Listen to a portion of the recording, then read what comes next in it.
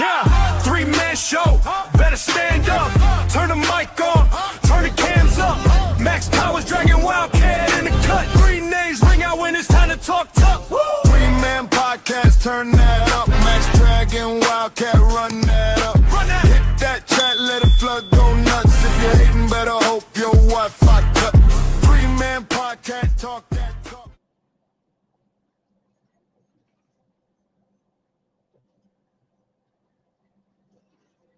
Yeah. Hello? Testing, 1, 2, 3. I can hear that I'm on, but I cannot hear you, Sean. I did all of that fussing and talking shit and none of that. I was totally muted the whole goddamn time, man. Ain't that some shit? Oh well, I can't recreate that excitement that I had when y'all see my mouth moving and you heard nothing. Bruh. Just letting you know. Hey, ever since this motherfucker told me New Jersey has the worst drivers, then me and my grandmother told me and my grandma talking, and she was just like, "Ooh, Lord!" I was talking to her, and I was in New Jersey, and she was just like, "Oh my God, you in New Jersey?" She's like, "They got some of the worst fucking drivers out there." I'm like, "Yeah, I don't know, Grandma." Then yeah, they have proven their fucking point. Both of you. Both. Go ahead, man. Go ahead. Give it to him, bro. Fuck it. Just give it to him, man. Shots fired. Like, nigga, that's how. Sometimes I wish I just have like I could have like the brightest beam lights, headlights. I could just switch them bitches on real quick, turn them motherfuckers off, on, off. Like I could blind the whole entire fucking universe when I put them bitches on, nigga. Because I swear to God, some of you motherfuckers cannot use. You know what? Fuck it. I get in the left-hand goddamn lane. Since this pussy ass nigga don't know how to get the fuck out the middle lane. God dang. The speed limit is 65, fuck nigga, but you in the fucking middle lane going 55, nigga. Make it make sense, nigga. We might need to have a new segment on the show called Max's response to these stupid ass you on drivers. Your fucking phone, you bitch, nigga. God damn, bro. This is the second, bro. This is the second time I had to deal with this shit in the past the past 30 fucking minutes. Second time, bruh. One was a bus who wouldn't get the fuck out the middle lane. Another one was a mini goddamn Cooper who wouldn't get the fuck out the middle lane. All them bitches driving slow. I'm like, yo, why the fuck do I need to pass you on the left when I ain't supposed to be on the left-hand lane, nigga? I'm in the fast lane trying to pass your bitch ass in the middle because all the niggas in the right-hand lane driving slow like they supposed to. Folks, if you're just now tuning in, Max is expressing himself about these drivers, these terrible ass drivers on his routes that he goes on, or routes, however you want to say it, being in the logistic industry. This shit is fucking like, dude. Yo, they gotta, like, honestly, bro, they need to come out with some technology, bro, for regular fucking folks. Like, it will lock your fucking phone while you're driving, bro. They gotta mandate this law or something, dude, because this shit is getting real fucking stupid. Shots fired. You're getting this bitch watching fucking movies in the middle lane. Nigga, really? God damn, for real. Bruh. Like, it cleared out a little bit. I'm in the right hand lane. Hold on, what you doing? This nigga watching the motherfucking movie. Another, not even a fucking truck driver. Fucking A. That's crazy, man. That's crazy, man. This whole texting. And, hold on, don't tell me, wait, what is this nigga doing in the fucking Suburban? In the middle lane? This motherfucker. He doing the TikTok nigga. He doing This the nigga TikTok. video, man. This nigga, bruh. This nigga on a fucking live in the Suburban, nigga. That's crazy. Man, let me hit this. Let me light this cigarette off. Check do what you do, man. Hey, we enjoying the commentary, dog. We're enjoying the commentary. Folks, this is a three-man podcast show. Tonight, we got several subjects that we're going to talk about. But right now, we're going to rant about this. And coming up next, y'all have seen it. Y'all heard other people speak about it. We're going to show a TikTok video about the young lady that is lighting up the community right now. And that is Dr. Faux Dr. Cheyenne Bryant. She is now being called out not only by black men, which she's been called. We've known about this chick for at least 2 years. At least 2 years. Corey Holcomb didn't call her out till last year. And y'all surprised.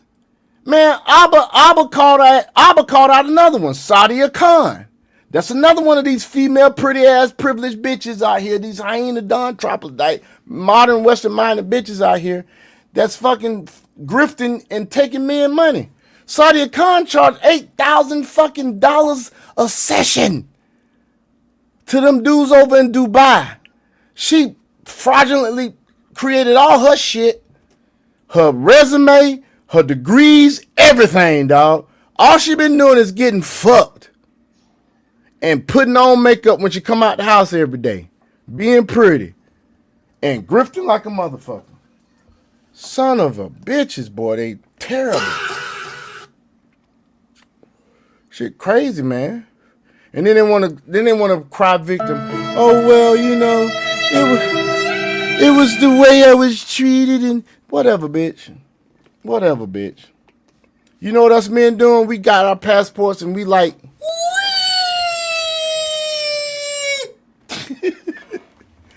having the time of our lives. I'm planning my next trip. Fuck it. I wasn't gonna go nowhere till like February or spring of next year because I was grinding and doing my thing. But I might go somewhere this summer. I got the damn time already out on my schedule, dog. I just got to damn figure out where I want to go. That's it. But anyway, I'm going back. I'm going home whenever this fucking war is finished. Goddamn Trump, you need to hurry up and end this shit, nigga. Hold on, Trump. You got 3 more days, bro. Nigga. 3 to 4 more days. Whenever June 1st hit, nigga. I'm gonna tell you like this. I got a feeling he gonna wrap this shit up before 4th of July, dog. Nigga, that's what I think. I think that's what he's gonna do. No. He's gonna do that shit to where I'm not gonna say he's gonna wrap it up on the 4th. I just think he's gonna do that shit before the 4th. It might be sometime middle of June. He wrapped this shit up so that when they had this big ass dude, I've seen like renderings of this big ass shit they finna have, man, for 250th anniversary. This shit's crazy. Hell no, nigga. If you think by 4th of July, this nigga better wrap this shit up. Yeah, he better. He got 4 fucking days, nigga. The reason why I say he got 4 fucking days, nigga, because fucking truck drivers can't do this shit no more. Like 3 months top for the trucking industry. Yeah, once June 1st hit, fucking y'all up, ain't it? Man, nigga, once June 1st hit, bruh, you talking about niggas, truck drivers about to go on vacation. They just gonna, and that's when you about to start seeing the shit's really gonna start coming in effect and shit. Well, they better do something, man. I mean, I understand why we got into it and all this stuff, but for those of y'all that do watch us, you know, I'm more of a conservative Republican. I think Max is like a libertarian, right?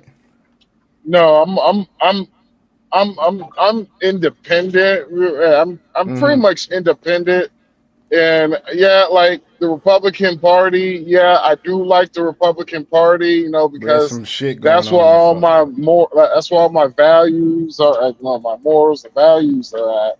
But when it comes to sometimes with policies, my problem with the Republican Party is a lot of these niggas is weak as fuck.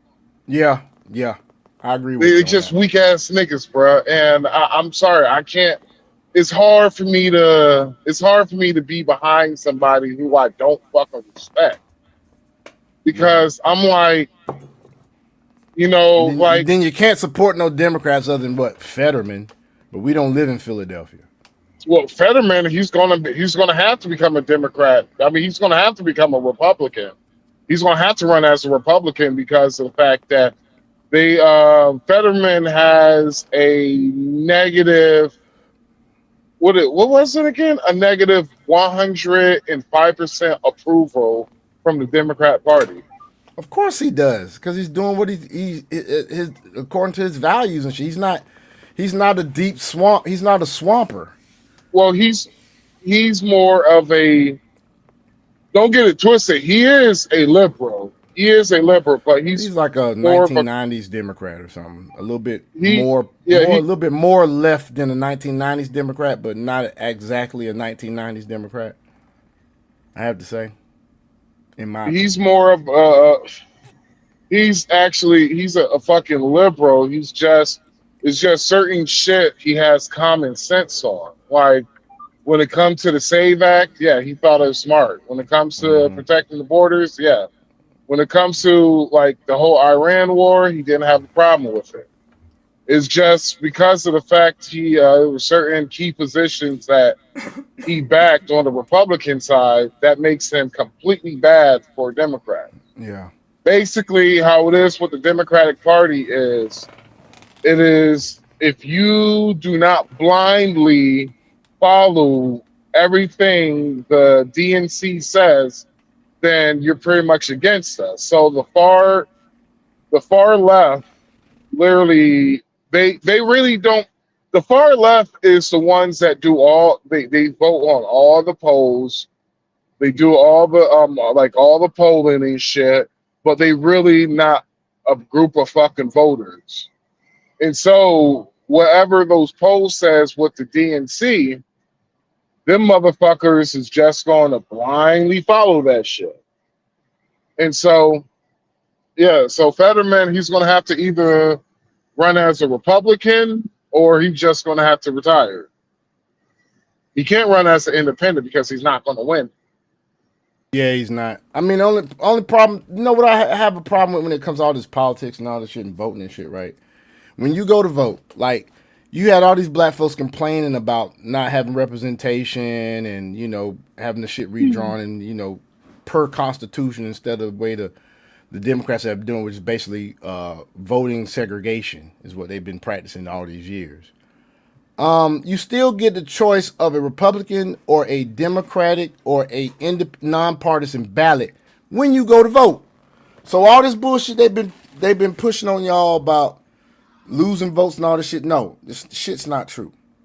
This is what I don't like about it though. I think you should be able to choose a ballot that has all the candidates on there and you just choose who you want. That's what I wish. Now I am Like just conservative. random name selections of random Well, people. not random name selections, but basically you running for governor, right? You should be able to go in there and say, I want a ballot, and the ballot should have the Democrats on one side and the Republicans on the other. That way you know who's who, you've done your research, and the ballot is choose the governor you want. It should be like that for every fucking race, whether it be councilman, whether it be fucking Like I'm confused. Like what do you mean? I'm confused. Okay, so when you go in to vote, the steps are this. You show them in Georgia. You show your ID, right?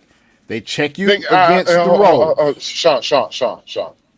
What I'm asking you is like, let me break it down a little bit. What I'm asking you is how many people will be on that list on the Democrat side and the Republican side? It depends on who's running, man, and it depends on who's running. It depends on the primaries should be like this too, so that you have your choices. But after the primaries, of course, the number of candidates decreases, right? Yes. All right, so you should take probably the top two. Let's say it's governor. You should take the top two Democrats. Nigga, really? So you have the winner of the primaries from the Democrats comes up there, right? the winner of the primary for the Republicans and the independents, when you go, and this is of course your general election, but your primaries can be like this too. So when you go for your general election, you still have to choose because you have the general election that comes for every position. When you go in there, you have to choose one ballot, whether it be Republican ballot or a Democrat ballot or a nonpartisan ballot. What I wish would happen was they say, when you say nonpartisan ballot, usually it just has the independents on there. I wish it had everybody on there. If you want to vote all red, that's fine. You choose a Republican ballot. You want to vote all blue, that's fine. You go do a blue ballot. But the nonpartisan ballot doesn't have everyone on it. It only has the independent candidates. So what if you want a Republican for a congressman position, but you like a Democrat that's your sheriff? You see what I'm saying? Do you know how confusing that would? Do you really understand how confused that would be?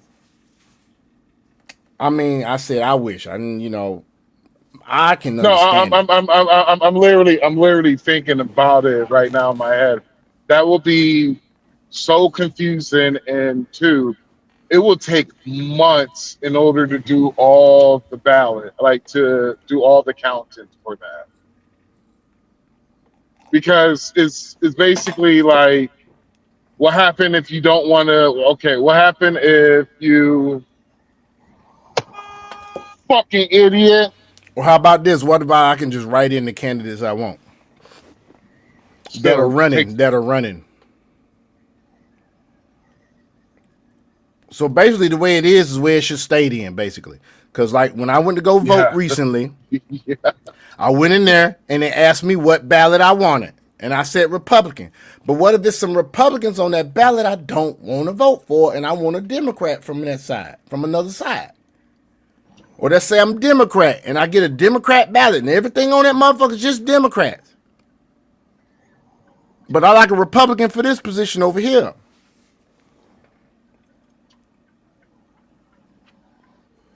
How could that be accomplished? Because that's not how it goes. When I went to go vote, I asked for a Republican ballot.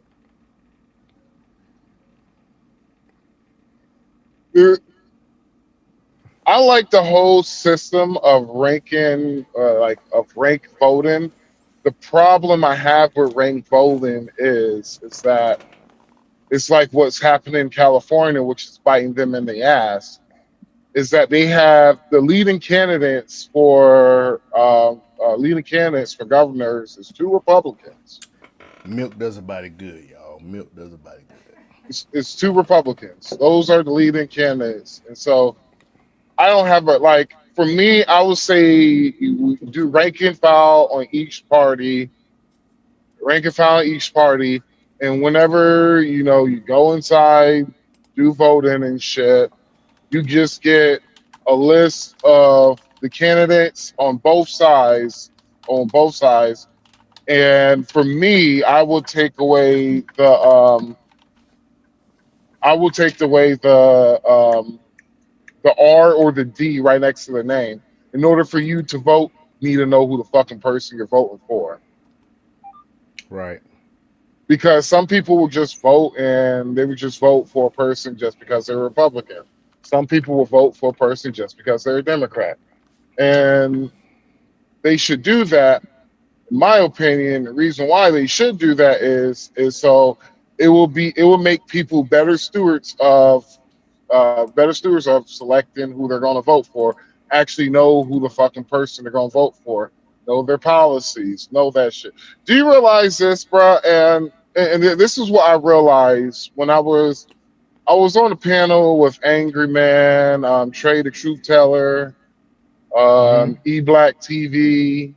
I don't know if you know some of these dudes' names outside of Angry. Some of them. Will and shit. And so the problem I had is that these motherfuckers, some of these niggas who came on the panel didn't really know anything about politics. And that's the reason why when I remember me and Angry Man, we had a conversation. No, it was me and Will. We have a conversation one time. I was like, bro, I would rather talk politics with white folks And I was just like, it's not me being like a coon or something, but this is literally me just saying that black folks really don't know what the fuck they're talking about when it comes to politics nor policy. And what's surprising to me about it is that you complain about what's going on in your community on a daily basis, but I'm like, policies really do affect you, and I'm like, the policies that some of these motherfuckers have really does affect you. I was trying to explain this to one girl. She couldn't understand. I was like, all right, let me break it down to you. Democrats ran on defund the police. And she replied, no, they didn't. I was like, ma'am, I can show you many fucking instances of Democrats saying defund the police, defund the police. I can show you polls that Democrats have, the Democratic polls that was about defund the police. I'm like, so I can show you this shit just to save us time. Just take what I need. Just take what I say to the head. Don't need to lie to you. I'm telling you the truth. And she was just like, well, I just don't believe anything that anybody tells me without you showing me proof. I was like, ma'am, I am glad that you said that shit. The reason why is that you vote Democrat and they don't show you proof of nothing or none of their fucking policies. I was like, actually, a lot of their policies have harmed the black community more than it has helped. Defund the police. If you're in a high crime area and they talking about defund the police, congratulations. Crime went up 10% in your fucking neighborhood. On average. The murder rate went up in your neighborhood on average.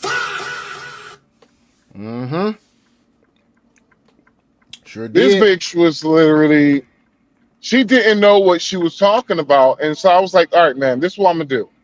If I show you the stats, data, statistics, you have to drop off the panel. Can we do that? She was just like, no. I was like, if you're confident and you're fucking, if you're confident, no, this was no Angry Man's panel. Fuck, I forgot whose panel was that. This was the panel right after Angry Man. But I was like, if you're confident, if you are confident, you should be confident. So you should just be like, you know what? Fine, show me this shit. But I was just like, it's like with a lot of you black folks. Y'all don't even have the balls no more to say you're a fucking Democrat because you know how bad they have done in the black community that it's a fucking they independent now. They independent now. I don't go with either party now. Whatever, man. I don't go with any party. I had a nigga that said that shit to me. I was like, word? I was like, how many times you voted for Trump? He was like, man, I never voted for Trump. I was like, okay, I know your black ass voted for Obama, right? He was like, yeah, I voted for Obama 2 times. I was like, okay, cool. You're a fucking Democrat. Yeah, pretty much. He said, that doesn't mean I'm a Democrat. I was like, bruh, it shows you literally over 20 years of you voting Democrat. Hello? Are we there yet? I bet he voted for Biden too. He's like, I ain't voted for Trump. I was like, if you didn't vote for Trump, if you didn't vote for Joe Biden, so you're telling me you voted for Jill Stein multiple times?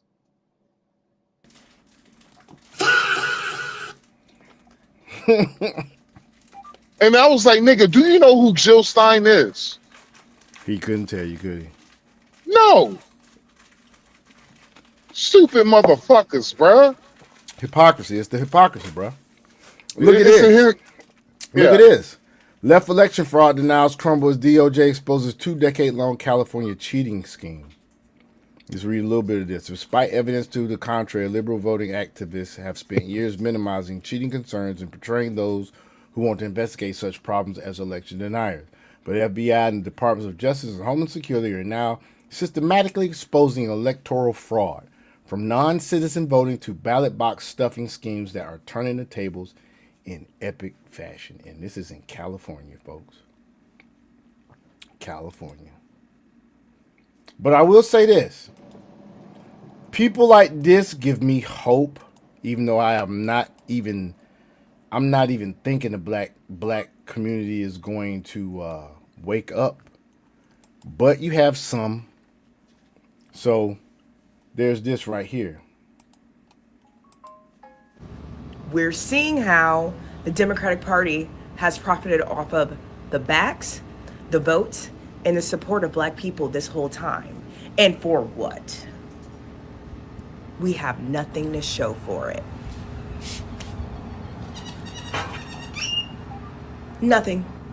So with that being said, black people want you to question everything. Every policy, every stance, every position. Because why? We're not supposed to be used by these people. Everything is not racist. Everything is not to keep you down. And everything is not so you can be a victim.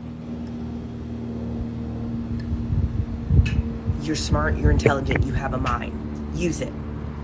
Don't just go with the crowd just because that's what they're doing. I'm telling you, it's all a setup. But black people are waking up. They're leaving the Democratic Party.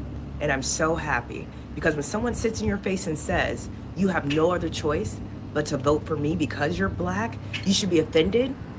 And that's an insult to your intelligence. What a freaking concept.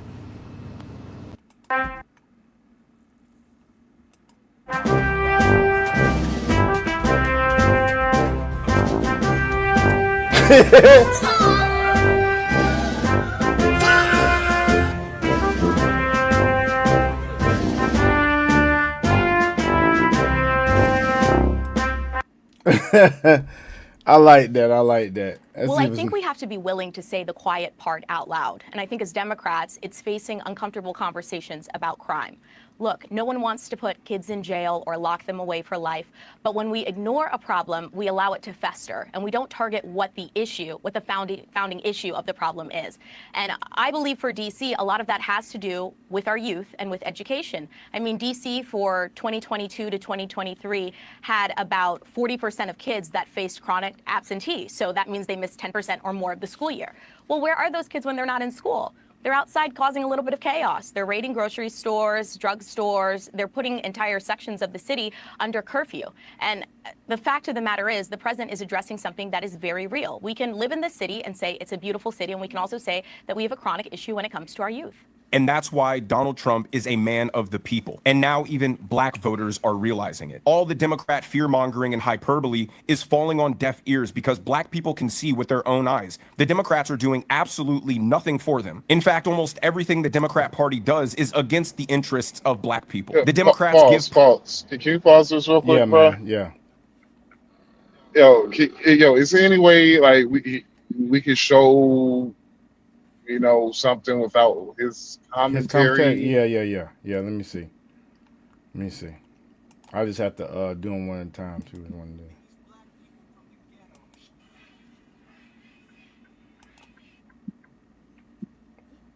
Hold on. What about this right here? And I'll just stop it if anything happens.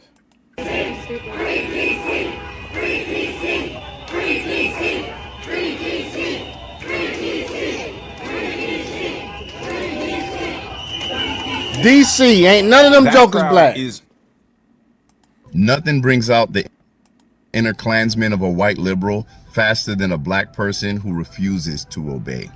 Every time I log into social media, I'm seeing a new video from white liberals, especially white liberal women, questioning the purity and validity of black people, calling them traitors and sellouts and even the N-word, because they are no longer subscribing to the orthodoxy of the political left. And Is that I think Tony? that's interesting to see that we have become so Who's Tony? Oh, that's a homie on YouTube. That's Tony right there. Oh, I was okay. listening. I wasn't looking, and then I glanced over and see. I glanced over and see his face. I was like, "Oh, that's Tony." Yeah. and so overt in their anti-black racism, which has always presented itself as a perceived ownership over black people. Now, there are a lot of us who have been saying this for the longest amount of time, even while voting Democrat, that the way that white liberals engage with black people, it's usually through a lens of dictatorship, telling you what you're supposed to believe, what your politics are supposed to be, how dangerous your men and your families are. And at the end of the day, when you look at most of these social justice movements, because I don't know why they're called social justice now and it's no longer civil rights, right? But if you look behind most of these movements, they tend to be funded and supported by white liberals. The same white liberals who tell black women that black men are the problem. The same white liberal women who tell black women that abortion is the #1 civil rights freedom issue of the day. When at the same time, they go home to their husbands and their children, often living the same circumstances that they're telling you that you should not have access to. Black people are now hip to the scam of the political left. And no matter how unhinged you become or how much racist rhetoric you espouse, it's too late. You're not going to be able to shame black people into compliance. You're not going to be able to disrespect them to the point where they're so hurt by your lack of approval that they're going to start advocating for their own replacement. And, you know, there's nothing more disrespectful to black people than the soft bigotry, but I would call the hard bigotry of your low expectations. And it's those same low expectations that have kept our community stagnant in this country for decades. Party have So hold on, pause it real quick. So Yes, so sir. there was a point that he literally missed. Black folks aren't voting Democrat. Niggas are. Yes. Say that again, dog. Say that again. The only people who vote for Democrats is niggas. Like, I literally had a dude was basically like, yo, y'all motherfuckers rich. I was like, nigga, I ain't fucking rich. I was like, nigga, I make good money, but I ain't rich. I was like, dude, I have a fucking career.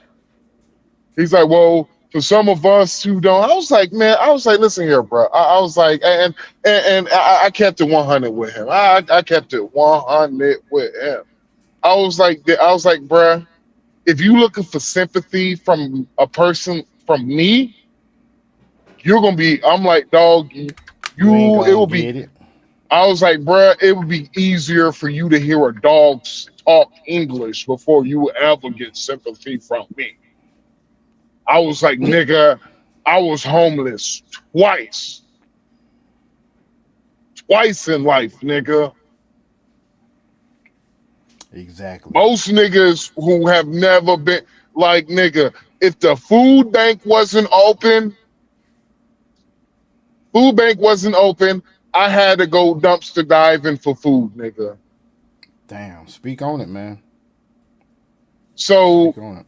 some of you dumb motherfuckers, because that's all I can think is dumb motherfuckers. I had literally a dude who was complaining about he doesn't have the money, this shit is breaking him and all that. I asked him, well, what you do for a living? He was like, I work at a gas station. I was like, how long you been working at the gas station? He was like, for 4 years. I was like, did you ask your boss for a raise? He was like, no. I was like, well, why haven't you go and ask your boss for a raise? He's like, my boss is not going to give me a raise if I ask him. And I was like, are you a good worker? He was like, yeah, I'm a good worker. And I was just like, well, how many hours you work a week? He told me 35. I was like, oh, wait. And I was just like, how old are you? Dude told me he was 23. I was like, so you've been working at the same gas station since you was 19. You only work 35 hours a week. They won't give you no more hours or what? Like what's up with this? And he was just like, well, he's like, I gotta, he's like, I don't work. I don't want to work more than that. I was just like, wait 1 second. You're bitching, complaining that you don't have money, but you refuse to work more, or you refuse to ask your boss for for a raise. I was like, well, what are you doing on the weekends? Do you work weekends? He said no. When was the last time you worked a weekend? He's like, I never work weekends. Boy. I was like, boy, are you serious? And I was like, nigga, you complaining? You want shit free? It's You crazy. a 35 socialist? hours a week and no weekends? I work 40 hours a week and I work every other weekend. And I just did 48 hours straight, 4 straight 12 shifts. But the way they do it at the hospital, they start their week on Monday. So I'm not getting no overtime for that. It's blocked up. And he complaining. It gets worse. It gets worse. Good Lord. It get worse than that. I'm talking to homeboy. I'm just like, bro. I'm like, fuck all these people, bro. No one knows who you are, nigga. Everybody know who I am. It's just me and you. Talk to me, bro. I was like, dog. I'm 37 years old, bro, and I was like, bro, they asked me to take off.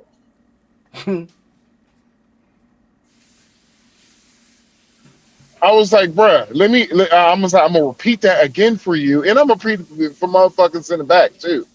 They had to ask me to take off, nigga. Not only they had to ask me to take off, I'm like, bro, I got my shit so fucking down packed on how I work, bro. Nigga, if I'm sitting at a place for more than 20 hours, nigga, I'm automatically taking a reset so I can work more. And this joke over here complaining. And I was like, dog, I'm like, bro, you are literally 6 years. I'm like, dog, 6 years. If I had 6 more years, bro, I'm almost double your age, bro, and I work more than you. So you gonna let this old man outwork your young ass? He was like, well, I want to have a social life and all that shit. And I was like, oh, so what do you do on the weekends? Go to the club with your friends and all that shit? He was like, yeah. Well, I was like, nigga, I was still working 70 fucking hours and I was at the club every fucking week. So what the fuck you talking about? I was like, dog, no, your problem ain't money. Your problem is you're fucking lazy. Yeah, I ain't fucking lazy, bro. Well, yeah. I was like, no, you're a lazy motherfucker, and I don't have sympathy for people like you. I was like, dog, I met people like you who were homeless like me. The difference is I worked my way out of homelessness, nigga. I hustled my way out of homeless, nigga. Hell, I had to finesse a motherfucker out of homelessness, nigga. You are so lazy. I guarantee you probably still live with your motherfucking mama, nigga. Craziness. I was like, that's the only way. That dude forgot to mention his niggas and his black folks. I was like, dog, I forgot. The only way you could go out on the weekend is you living with somebody. Either you live in a small apartment and you have a roommate, nigga, and y'all got like 3 couches in that bitch. not a couch and a love seat, but 3 couches in that bitch, nigga. Somebody sleeping on the couch, another nigga sleeping on the couch, nigga, and the nigga who paid majority of the bills is sleeping in the room, nigga. I know how the game goes, nigga. I was a young motherfucker before. I was like, dog, you are fucking lazy, dude. And you want to bitch and complain. I bet you could. I was like, bro, I bet you one of these niggas that listen to a bunch of red pill content is mad at women because you ain't getting no play out here. I'm like, nigga, you deserve to be on the bench, nigga. Pretty much. Nigga, fuck that, nigga. You don't need to be on the bench, nigga. Because if you was on the bench, nigga, you close to being a starter, nigga. I'm like, nah, nigga, you should be in the stands with the other You should be on the fans practice cheering squad. on. No, fuck the practice squad because a nigga from the practice squad could fucking become a starter. I'm like, nigga, you should be on the He on the motherfucking pup list and cheering. Yeah, he You a fan. lazy motherfucker. And Pretty so much. that's the reason why I'm like, see it. You don't. It's hard for it's hard to not sound like a coon or a sellout if you say that about black folks. But there's niggas out here who are just plain fucking, Pretty excuse much me, lazy. lazy. They lazy. Oh, there are coons. I was on YouTube. I came across 3 Man podcast. There's some coons. Whatever, man. But you niggas want to complain about I'm the gonna white get me a man. Steven shirt. Steven, nah. No, I'm gonna go get. I'm gonna get me a no. Black folks is Steven for the Democratic Party right now is what it is. But some of them waking up. That's why we was playing these videos, folks. Let's do this real quick. You had something else to say?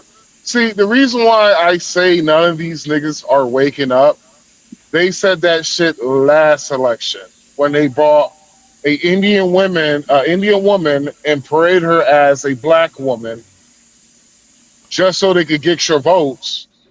Didn't think about you the whole entire time of Joe Biden presidency. Didn't think about you at all. Only thing Joe Biden had to say is they trying to put you back in chains, and if you don't vote for me or Trump, you ain't black.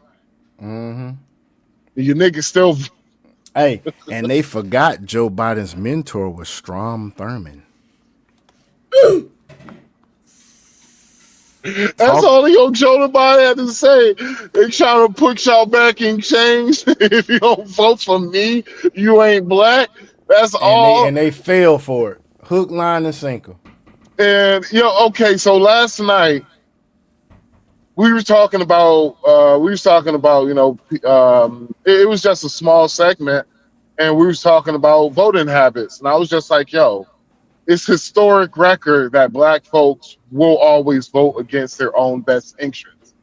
I was like, shit. Proven, yes, it is. I was like, shit, dude. Been doing it for 90-some years, man. I was like, no.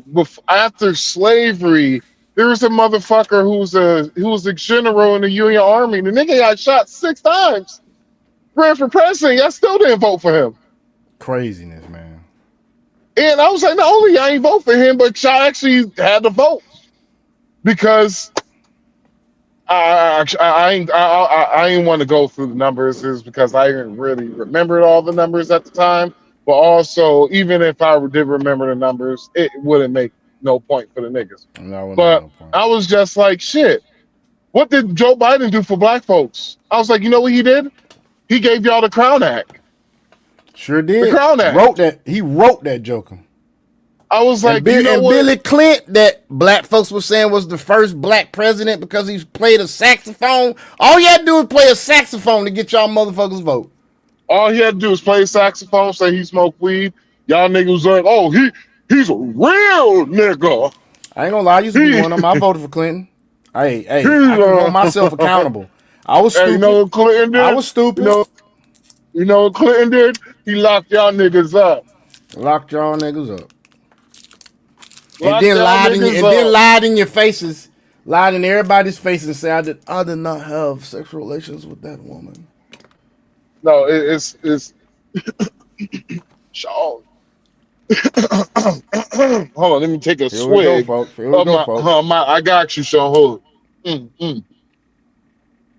Now, listen here, Sean. I did not have sexual relationships with that woman. Only thing I did was got my dick sucked.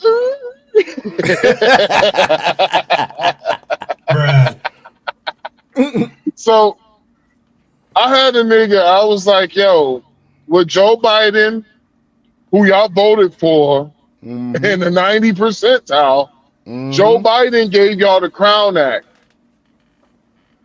Yep. Donald Trump, his plan for black folks was the First Step Act and opportunity zones. No, wasn't that. His I'm talking about the election. His was the platinum plan. Ice Cube contract to Black America. It was his. It was his key policy for the Black America. A $500 billion plan for Black America, but y'all niggas want it here. Then I had a guy who said, call me basically he called me a Trump dick sucker. That's what he called me, a Trump dick sucker. I was just like, well, first of all, bruh, I don't know. I was like, first of all, what did I say something to you in order for you to disrespect me like that? Because of the fact that I'm like, bruh, because of the fact that you disrespect me, have a better fucking argument instead of disrespecting me. If I'm wrong, have a better fucking argument. Because the nigga, Trump, he did all his campaign promises in 1 fucking year. 1 year. 1 year. His first term, he did 92% of his campaign promises, and he only had a third of administration full. So what the fuck you talking about, nigga? Yeah, he never. I was like, bruh, he never filled his whole cabinet, did he? Never. Nigga, the cabinet position. He filled the most important parts. They was damn locking it up and fucking the fucking congressional interviews and shit and all that shit and striking shit people down and shit. Well, like I think it was out of the whole cabinet position is like 3,000 jobs. That's crazy. He only have 1,000 people, so a third of the government. He was running the government with third of his cabinet filled. Crazy. Just a third. Doesn't he still have some positions to fill now, or has he got them all filled? I can't remember. Let me look it up real quick. Go ahead, man. I'm gonna look it up. I don't use my phone. But yeah, man, we're gonna play this real quick, man. Everything. Pretty much my walkaway moment came when I was in college. Today I want to talk to you about my walkaway testimony. I was like your typical raging woke liberal. At one point, I was that raging liberal. Because the whole thing growing up, they always tell you Republicans are racist and they don't like blacks. And I was like, when people say that to me today, I'm like, even if that's true, so what? Where's your values? These people have a right not to like you. We have the news. Well, damn, Sean, like, damn. Our country. They have people saying that all. What, man? Damn, my bad, bro. I had to silence because I had a dumb motherfucker who literally just cut me off, and I'm just over here just thinking like, wow, that was stupid. But my bad. So, my bad. So, I'm almost finished before you play that. Let me finish this real quick. So the nigga disrespected me, and I told him, please don't disrespect me again. Right. If you disagree with me, say I disagree and have a better argument. I'm like, because that's the coward's way out. That's not me being disrespectful. That's the coward's way. Then I finished to proceed with black folks will continuously and forever go against their best own interests because of the fact that there's something wrong with these niggas. There's something wrong with these niggas in the fucking head. I don't understand it. I'm sorry. I don't like saying it. Is it I don't MK get pleasure. Like it probably fucking could be. I don't get pleasure of saying this shit at all. Zero pleasure at all. But this nigga told me, he said, again, after I was fucking finished, and he was just like, oh, you fucking suck. And he was like, okay, since he's done sucking Trump's dick, I was like, word? I spazzed out. I did a little bit of a crash out real quick. Then they had bounties, and I was just like, oh, okay, we got a bounty on it. And I was just like, hey, nigga, your night's over with. Goodbye. That brother's floating, and it's basically he got kicked off the panel. Then he thought he was going to come back. I was like, nigga, I told you before, your night is over with. I dropped 200. He can't come back on the panel for a whole entire fucking week. Raging Next woke time he comes, liberal. At one point, Wait, I'm sorry. yeah. Next time his bitch ass trying to come back to the panel, nigga, I'm just gonna kick him off I'm just gonna kick him, kick his ass off again because of the fact that you're not going to. That's what these niggas do. Intelligent. These niggas are intelligent too, but they are niggas. They are niggas at the end of the day. They cannot make an argument. It's all because somebody told them Donald Trump is bad. Exactly. So they would rather believe Donald Trump is bad than to actually make an educated argument, or hell, I'll take an educated yes, nigga. Exactly. Be able to support your argument. That's the basis of debate. You have a conflicting side than me, and you should have supporting evidence to support your argument, and they don't have it. They're parroting. What do parrots do? Parrots are pets. The owner tells the parrot what the fuck it wants it to say, and that motherfucker say it anytime. No thought process. Check this out. I was that raging liberal. Because the whole thing growing up, they always tell you Republicans are racist and they don't like blacks. And I was like, when people say that to me today, I'm like, even if that's true, so what? Where's your values? These people have a right not to like you. We have the news telling us white supremacy is one of the biggest threats to our country. They have people saying that all of the violence and the civil unrest and the inflation and everything is conservative Trump fault. It was instilled in me that if you are with any kind of organization or group or anything like that that didn't allow you to think, that was not good. How is it that you continue to vote for the Democratic Party? It was the Democrats who defended slavery, who formed the Ku Klux Klan and voted against any actions being brought against Klan-led violence. I was at a pro-life rally, and the leaflets explained how... Let me say this real quick.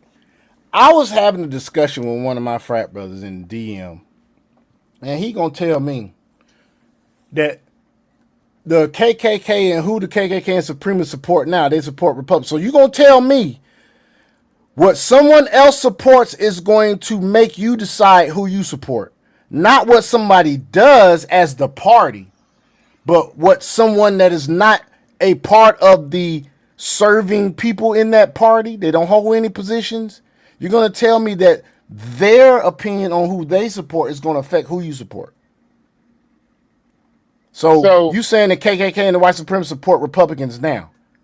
Well, do you know guess why who supports fucking Democrats? Do you know why they say that?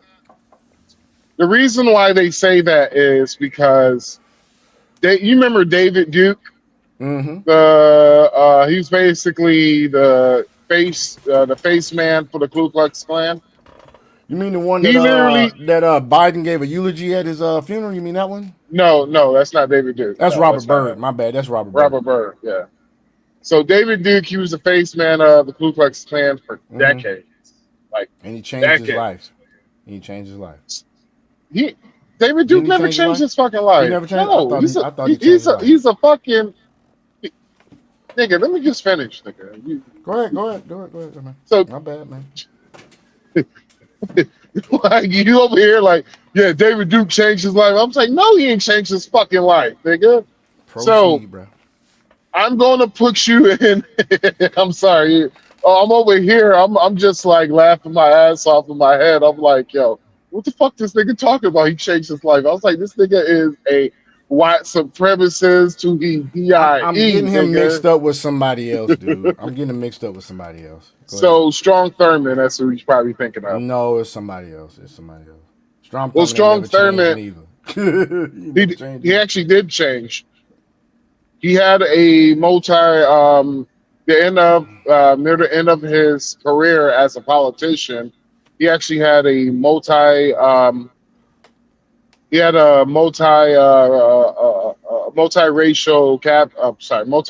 staff, and he worked with a lot of black folks at the end of his career, what they don't bring up. No, they don't. But shoot, they don't bring that that shit man up. was in But that man was in his 90s and scared he was gonna go to hell. In my opinion. But proceed, though. no, well, when did Strong Thurman Google when did Strong Thurman's look at well no, he wasn't in his fucking 90s because Strong Thurman, well, he was like in his 40s at that time. I don't know, man. When the quote unquote party switch. Mm-hmm. So yeah, Party switch he way back then. started he like 5 years after the Civil Rights Act, he started having black people in positions of power underneath of him. You know, he was only So one of I want to say 7 that switched the party. Maybe a little well, more. Between 7 and it 15. was one of technically one of four. Technically one of four. Because some of them Like retired. They didn't go. some of them go who back into were the service.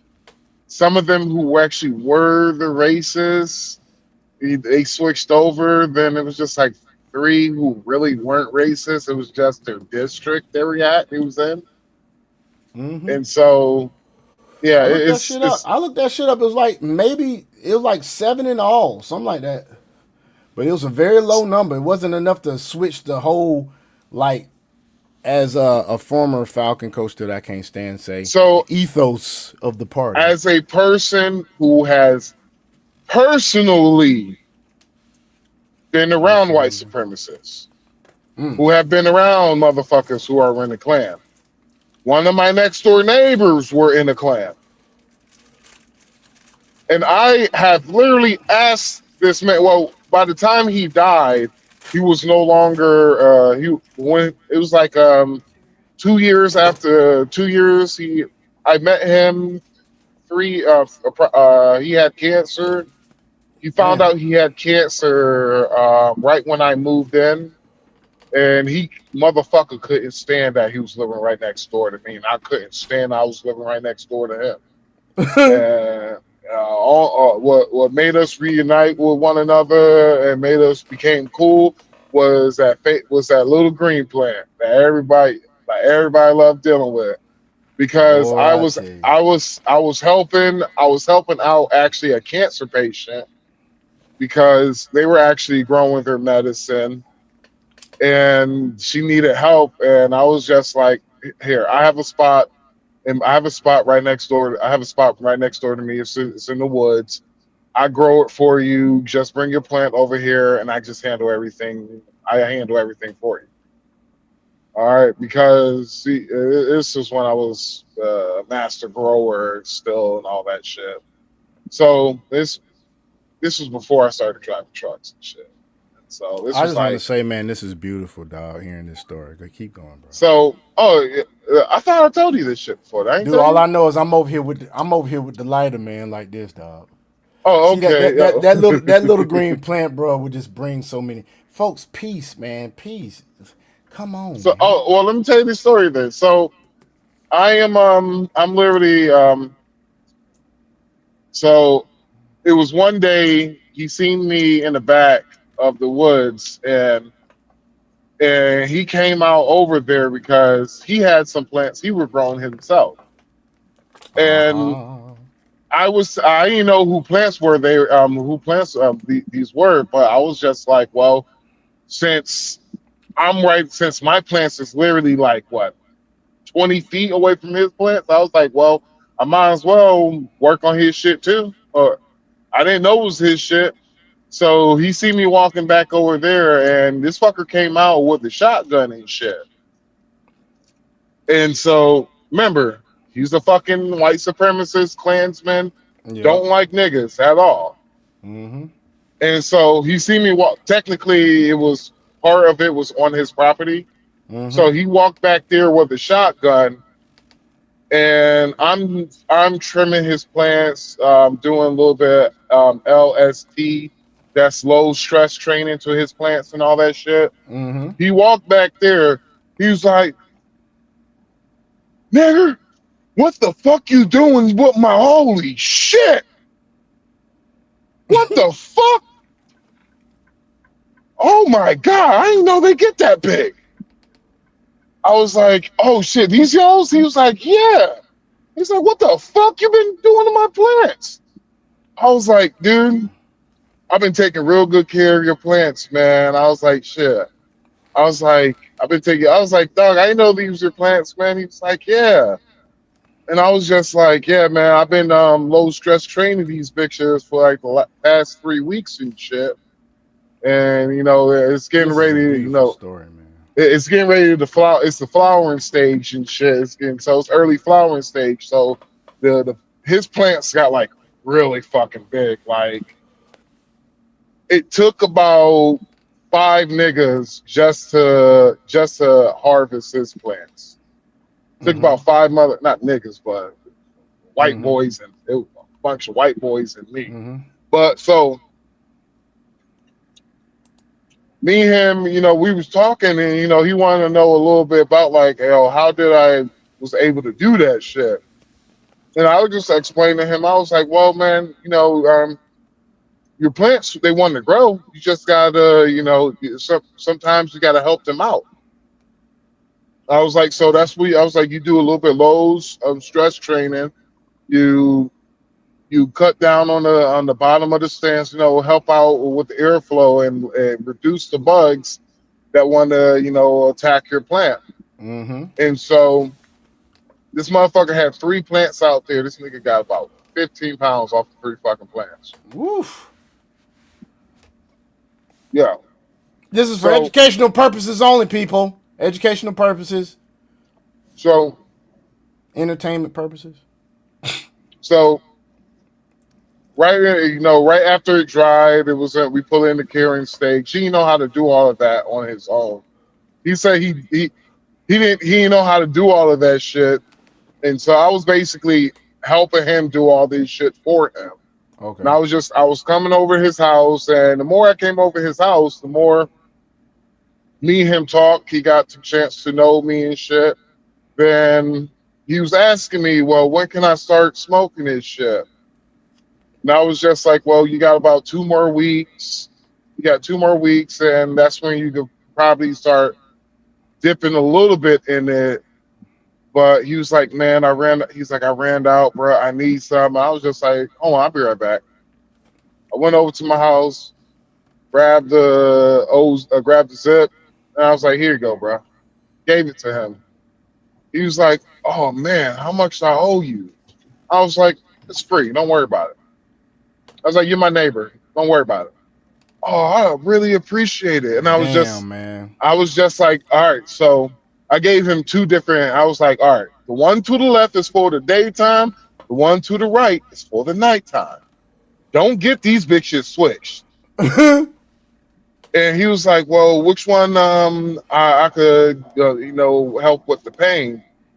I was like, both of them will help with the pain. But I was like, the one that's nighttime, that's the motherfucker you ain't gonna feel shit.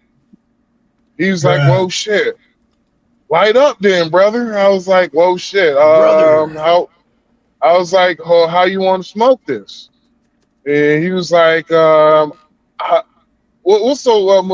he's like, I never smoked one of them things that you cover boards like smoking. And I was like, oh, you never smoked a blunt before?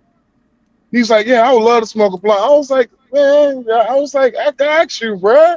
I got you. Just can you do me one favor? He was like, yeah. He's like, I got you. What you need? And I was like, don't ever call me a color boy again. Or he's like, don't ever call me a color boy again. Or you're gonna be dealing with another pain. He laughed. He's like, on my side.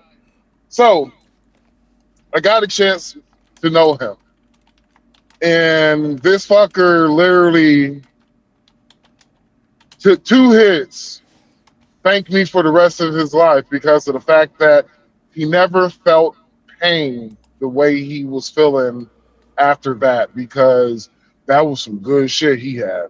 I hooked him up with. That was some good nigga. That was some good shit. I say, nigga, it was about 35% THC, nigga. It was Gorilla Glue, gelato. Gorilla Glue. It was a Gorilla Glue. Actually, no, my bad. Gelato mix. My bad. Wrong. It was Gorilla Glue Granddaddy Perk. It was the crossbreed. It was the first of its kind, crossbreed. So that shit, it came out to about 35% THC. Wow. That nigga never felt pain. He was like, he never felt pain again. But we got a chance to know each other, you know. Then eventually, life got harder for me, and I had to move away. So he kept in contact with me. I kept in contact with him. Then, long story short, he called me about 3 weeks before he was passing, and he was like, I want you to come over and see me."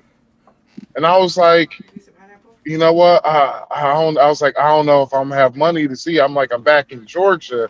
He was like, "I'll send for you. I'll get you a plane ticket and all that, whatever it Damn. takes. I want to see you." And I was just like, "I got you, bro. I got you. I got you." What I did was I borrowed one of my friend's cars and I drove up there to see his ass and shit. And he gave me $300 just for me taking a trip up there. I was just like, oh. He told me, he was like, I'm not doing good. And I want you to do me a favor.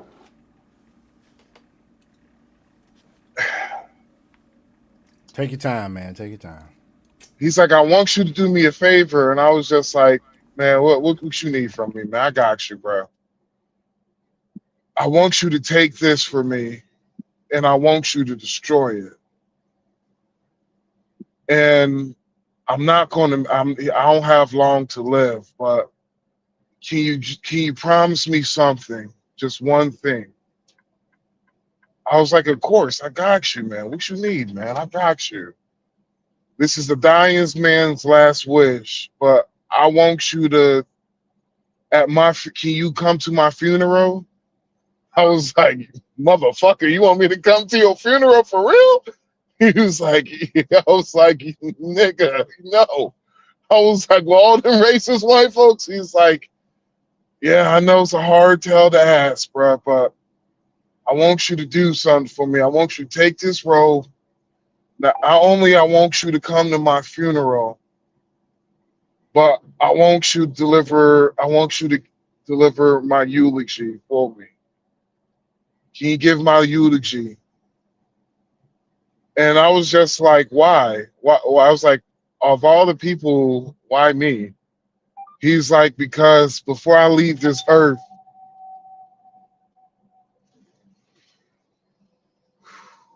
I want them to know who I am when I die. And you," I'm trying to do his fucking voice, but it's kind of hard. "I want them to know who you are. I want them to know who I am. And when they hear you speak and they see you, they're gonna know exactly what type of man I was before I left this earth. What type of That is deep as shit. what type of man I was before I left this earth, and what type of man that I have not been for the past 3 years since I met you, boy." And I did that. Motherfuckers looked at me crazy when I walked in that funeral home. They looked at me. They was like, "Yo, they approached me. They was just like, 'You lost, boy.'" I was like, "No, I'm at the right spot." It was just like, "No." Then his daughter came over here, grabbed me. "Hey, Max, hey, come here, Max, come here, yada yada." Because I knew his daughter and his daughter knew me, and yada yada, AKA fucked the shit out of his daughter like. Oh God, man. Yeah. Bruh. So I'm the new black. I'm the new black man. I dick him down. But yeah. So it's funny. I never destroyed his robe, but I gave his robe to a museum. To a museum? Yeah. Okay. Yeah, because it's a deep ass story, bro. Well, Shit, I wish I was still talking about my ex-fiance could tell you all about that shit. She was just like, yeah, that fucker. She was like, that fucker couldn't stand for the first couple of months. That fucker could not stand me nor her ass because, yeah, because she was black, but you could tell she She had was some white white in passing or her. something. Yeah, she was white passing. And he always called her a race traitor. Her parents was a race traitor. God damn, man. Oh shoot. But anyway, man, Well, we're yeah. gonna go ahead. We're gonna go ahead and we're gonna go into this, and then we're gonna hit something about Cheyenne Bryant. Then we're gonna go into some recent events that's been happening, especially with the war, which both of us agree the shit needs to wrap up. Evil Planned Parenthood is towards the black community and has been backed and supported for many, many years by the Democrat Party. And the KKK. Margaret Sanger was a real big white supremacist. I realized that like the Democrats are literally like they're all You said who? communists and Marxists.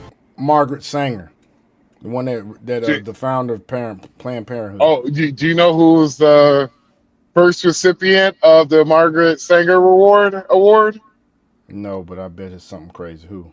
I promise you, you wouldn't guess who was the first recipient. I don't know, Michelle Obama. Martin Luther King. Oh shit. Oh shit. Bruh. That's why when I tell people that they get very upset with me, and when I say fuck Martin Luther King, I don't fuck with him because he was a sellout. When Malcolm X said he was a sellout, he wasn't playing. People thought it was hate, but motherfucker, you find out the truth. God damn it! You know he was a Republican until him and his dad had a falling out. Who? Martin Luther King Jr. He never had political lines. Never had, including his father. His father was a lifelong Republican, dog. If you listen to Chad Jackson, did you ever watch the movie Uncle Tom that I sent you? The documentary? Nah, I didn't watch it, but I did watch. I've watched some clips of Chad Jackson. Yes, I have. Yeah, look at the movie Uncle Tom 1 and 2. Like it's actually a great fucking documentary, bro. I bet you it is. That is the thing that kills me. I was like, dog, how the fuck this shit did not win an award? Because it's a great documentary. Even if you disagree with him, it is still a great documentary. But yeah, I'm reading Martin Luther King Jr.'s best friend's autobiography right now. Yeah. Abernathy, Ralph David Abernathy, he got all the secrets. Ben, there's did you know that he wasn't even a fucking reverend? Nope, he didn't believe in Jesus Christ either. Yeah, he didn't believe in the Virgin Mary. He didn't believe in the resurrection, basically. And he didn't believe Jesus rose. If I remember correctly, was it Jesus did not rise from the dead? Right. And the walls came tumbling down. Ralph David Abernathy autobiography right here, folks. Yep. Right here. The craziest thing is that is 3 things. Those are the 3 important things in Christianity. If you don't believe in, how can you say you are a Christian? You're right. You're right. You're hitting on all cylinders, man. You're totally right. And I've always been like a capitalist because I believe in the free market system. And then I found out that Martin Luther King was a Republican. The Republican freed the slaves. A lot of the Democratic policies were about using these people and using minorities to leverage voters, taking whatever their issue is and making it the broader political party's goal to put that on their banner instead of actually doing something to help it, if that makes sense. The Democrats have never thought of blacks as equal. They still don't. They still put forth the false narrative. You can't get IDs. You need lower standards for math tests. You need lower standards to get into schools. You don't. We can make all these things no problem. We don't need any handouts. You got the skill set, you get the job. If you don't, you don't. How they paint Trump out to be something else. It's so evil to me. I watched CNN for 4 years with this Russia, for them to be nothing. Why can't y'all just be unbiased and tell the truth? I wasn't going to accept somebody just telling me something and I'll just blindly believe it. I was taught to fact check, research, and do everything possible that I needed to do to find out the truth. The Democratic Party lied to us all while they brought in millions of illegal immigrants for their own political purposes for the last 4 years. It was the Democrats who imposed segregation, who were against the Civil Rights Act, and it was the Democrats who were responsible for most of, if not all of the lynchings of blacks. Learn to do your own research. I am tired of you guys just running around, I'm a proud American, and then opening your mouth to be spoon-fed information so you can palate it. Because if you ever had to draw your own conclusion or connect your own dots, you would be completely lost and probably dye your hair purple. And I also saw, like, through my studies that communism, socialism has never worked. I've left the Democrat Party. I will never be back. I do not regret leaving the Democrat Party. I do not regret leaving the Democrat plantation. Walk away from the party that's been working overtime to conceal its racist past and present. Walk away from those who do not consider you to be competent enough to compete with them. Perhaps it's time to walk away. Hey, fucking man. Hey, fucking man. Oh, excuse me. Amen. Sorry, Lord. Sorry about that, Lord. But, man, I tell you, man, that is what I'm talking about. But still, with all that being said, the black community is somebody that will let you down every time. You hear me? So, we'll see what happens, folks, when it comes to the midterms. I can tell you this, though. In Chicago, they serious about flipping red. They got that black, you know, she's running for mayor now. You know that woman that you said that looks good, that's Chicago flips red, her name's Danielle, I think it's Crystal Waters or something like that. Max? I don't know what's going on with Max. But anyway. But yeah, Chicago flips red is serious. You hear me? They already have a black woman running on a Republican ticket for mayor. Brandon Johnson is the Democratic mayor of Chicago, and he has the lowest ratings of any mayor in the history of America at about 6%. It may be less than that by now.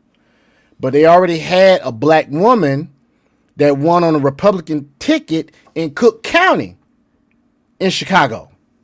So all this mess they've been telling y'all about you won't get representation, that's some bull. Yes, Danielle is running for mayor. Dana, she's running for mayor, bruh. Oh, that's what's up. Yeah. Bruh, matter of fact, let me see if I can show you this stuff, man, real quick. I'm going to show you this real quick. Let me bring this down. She gonna be the first mayor with nice abs and ass. I'm trying to tell you, somebody done posted something about Keisha Lance Bottom. I hope she don't win fucking governor. That's when I don't have faith in black folks. When something like that happens.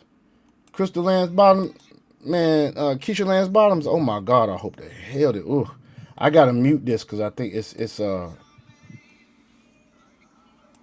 think I gotta mute this because it's not music, but it's look at this, bruh. This is what she posted on Facebook, man. You see this, Max? Okay, yeah, I seen that. That's nice. I don't just lead Chicago, I protect it. Go head on. That's what I'm talking about. These $2? If you're gonna be a strong black woman, be a strong black woman with values. You know what I'm saying? Whether it's independent or Republican, because if you Democrat, you ooh, have you seen what's going on in the Democratic Party? Man, please. Anyway, let's get back to what I was about to say about this the communitar. This is part of the communitar that has me having no faith when it comes to certain people. So this is a one young one by the name of River, and she's addressing the new Cheyenne faux Dr. Cheyenne Bryant in her backlash she's been receiving. She's getting drugged on social media, by the way, folks. So many women who just because they went to college figure about it raises their value, especially this group. I'm a PhD. I had my ladies focus group the other day, and the themes continue to kind of play out, interesting conversation, interesting questions. But one thing over and over, I'm not going to settle. Would you take a high functioning man making $50,000 a year? That wouldn't fit my lifestyle. Prenups. You go with a prenup? Me giving it or me signing it? Both. You got assets you want to protect. I'm not signing a prenup. You not? No. Now, will I have one drafted? Maybe. I became this woman over here, therefore I deserve this man over here. Well, ladies, like I tell every one of you, men don't care about what you have. We care about who you are. And your master's, your PhD, your property, your car, whatever, is not not what men choose. Now, what gets me, right, is that the reason why she proves so much of what Kevin Samuels was saying about these kinds of women with these mindsets is that I noticed that when she was on the Shannon Sharp interview and when she was on the Cam Newton podcast, she did these kind of like flirtatious, kind of like manipulative, conversational things with them that I picked up on. And I thought it was a little odd and strange. What they? Am I good? Am I good? Respectfully, yes, ma'am. Okay, let's go. You see that zipper you got? Yes. I'm the type of woman, I want you to unzip it. I want to hop in it. And you know what I want you to do? What? Zip it up. And I'll be in there just like this. What she was doing was purposely and intentionally planting that visual into his brain. See that zipper you got? And it's so funny because, I see that she does this thing where she kind of like plays the facade of being this like, a certain type of woman. But in actuality, it's like, girl, we see you. Love me like this. Do not love me like that. Literally and figuratively. Love me like this. Man, you got to love me up close. Doc on demon time. That outfit that she wore when she went to that Jeezy con, that said a whole lot of stuff. Without her talking, that said everything. But it's about power. Yeah, she's straight up 305. A lot of these women want to feel superior to men.